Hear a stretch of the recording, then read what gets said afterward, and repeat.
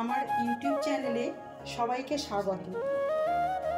পনিরের প্রতিটি রেসিপি সুস্বাদু, তার মধ্যে কয়েকটি অতি সুস্বাদু। সেরকমই একটি রেসিপি আজকে আমি তৈরি করে দেখাবো। তাহলে চলুন দেখাই। আজকে আমি তৈরি করব বাটার পনির। বাটার পনির তৈরি করতে লাগছে, পনির তো লাগছেই। আমি 200 গ্রামের একটা পনিরের প্যাকেট নিয়েছি। এছাড়া yellow bell pepper, red bell pepper, green bell pepper, আমি দুটো আলু নিয়েছি। আপনারা ইচ্ছে করলে আলু নাও দিতে পারেন। আর মশলা খুব সামান্য দেব, খুব গরম তো, তার জন্য মশলাটা একটু কম ব্যবহার করব। একটু আদা, জিরে, কাঁচা লঙ্কা আর কয়েকটা কাজু আর হলুদ, নুন, একটুখানি শুকনো লঙ্কা দেব। একটুখানি শুকনো লঙ্কা আমি ব্যবহার করব। আর 2 চামচ দই দেব। আর 100 গ্রামের মতো দুধ ব্যবহার করব। আর বাটার তো লাগছেই। প্রথমে আমি আলুটা কেটে একটু সেদ্ধ বসিয়ে দেব। তার জন্য আলুটা আমি কেটে নিচ্ছি। আলুটা সেদ্ধ হওয়ার জন্য আমি একটু জল দিয়ে দিচ্ছি কড়াইয়ে। গরম হোক, আলুটা দিয়ে দেব। জলটা ফুটে গেছে, আমি এর ভেতরে আলুগুলো দিয়ে দেব সেদ্ধ হওয়ার জন্য। আমি আলুর ভেতরে একটু নুন দিয়ে দেব, তাড়াতাড়ি সেদ্ধ হবে।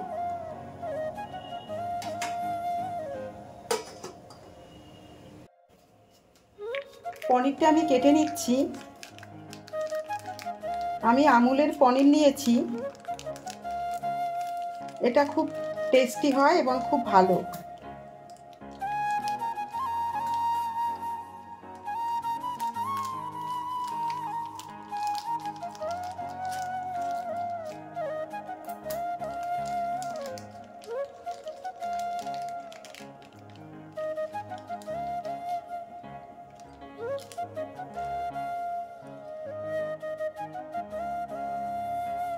পনিরটা আমি ছোট ছোট করে কেটে নিচ্ছি।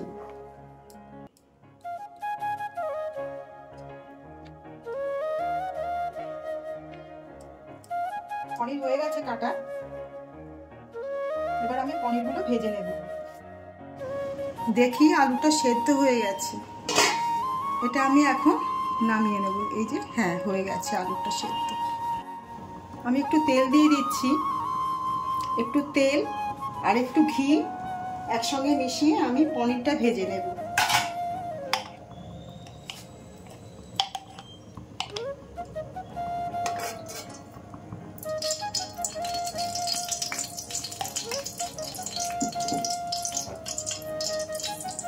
পনিরগুলো দিয়ে দিচ্ছি।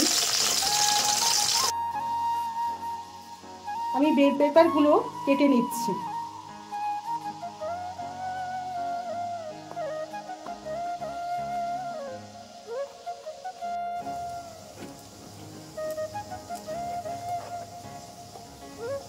ছোট ছোট করে কেটে নিচ্ছি।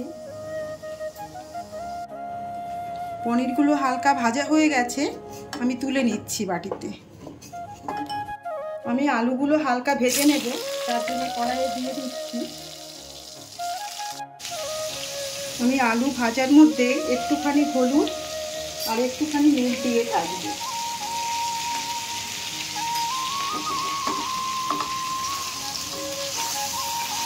আমি বাটার জন্য শিলটা তুলে নিয়েছি। এর মধ্যে একটুখানি শিলের উপরে আমি একটু জিরে দিলাম, একটু আদা দেব, আর কয়েকটা লঙ্কা আমি বেটে নেব।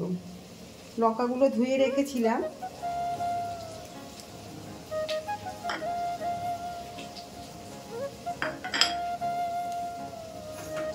আর আদা একটুখানি কেটে নিচ্ছি। এইটুকু মশলা আমি ব্যবহার করব। আমি মশলার মধ্যে একটু নুন দিয়ে দিচ্ছি, তাহলে ভালো করে বাটা হবে। আলুগুলো ভাজা হয়ে গেছে, আমি তুলে নিচ্ছি।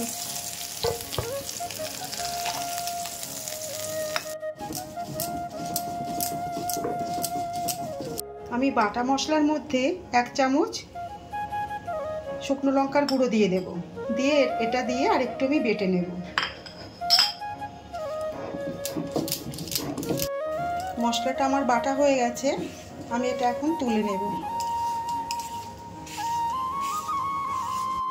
এই কড়াইয়ের মধ্যে আমি একটু তেল দিয়ে দেব। এবার মশলাটা দিয়ে ভালো করে ভেজে নেব।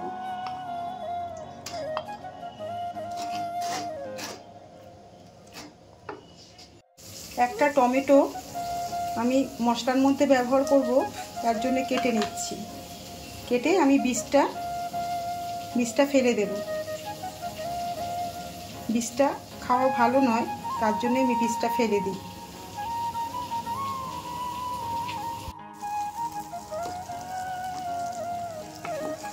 আমি রান্নায় চিনি দেই না, তার জন্যে কয়েকটা বাতাসা দিয়ে দিলাম। আমি মশলার মধ্যে বেল পেপারগুলো সব দিয়ে দিচ্ছি, দিয়ে একটু ফ্রাই করে নেব। আমি অল্প একটু কাজু নিয়েছি, কাজুটা বেটে আমি রান্নায় দেব। কাজুটা বাটা হয়ে গেছে, তুলে নিচ্ছি। দেখি কি হচ্ছে রান্না। বেল পেপারগুলো সব সেদ্ধ হয়ে গেছে। আমি এর ভেতর আগে আলুটা দিয়ে দেব, তারপরে পনিরটা দেব।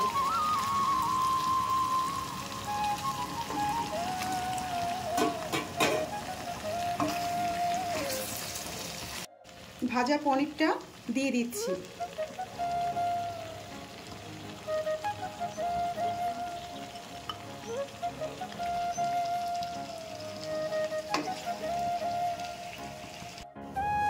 আমি খুব কম মশলা ব্যবহার করি রান্নায়, তার জন্য এক টুকরো দারচিনি, একটা এলাচ, দুটো লবঙ্গ নিয়েছি।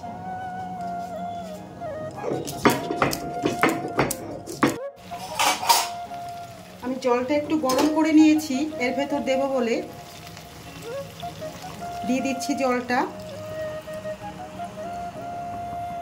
আর দেব না জল।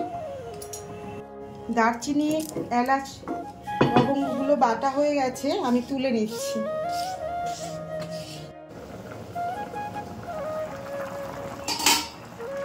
দইটা আমি ফেটিয়ে রেখেছি, এবার দইটা আমি এর ভেতর দিয়ে দেব।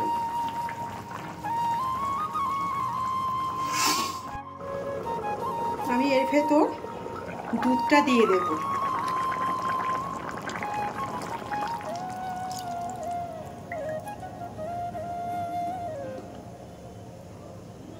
আবার ঢাকা দিয়ে দিচ্ছি, আর একটু হবে। গার্নিশিংয়ের জন্য শসা আর টমেটো আমি কেটে নেব। আমি এবার কাজু বাদাম বাটাটা এর ভেতর দিয়ে দেব। কাজু বাদাম বাটাটা দিলে গ্রেভি হবে ভালো।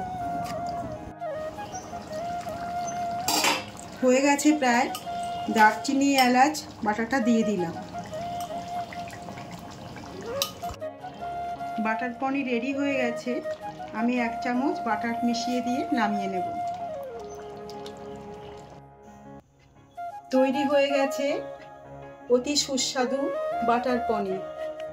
এটার লুচি, পরোটা, পোলাও দিয়ে খেতে ভীষণ ভালো হবে। আপনারা একবার ঘরে তৈরি করে খেয়ে দেখবেন। ভিডিওটা ভালো লাগলে লাইক, শেয়ার আর সাবস্ক্রাইব করবেন।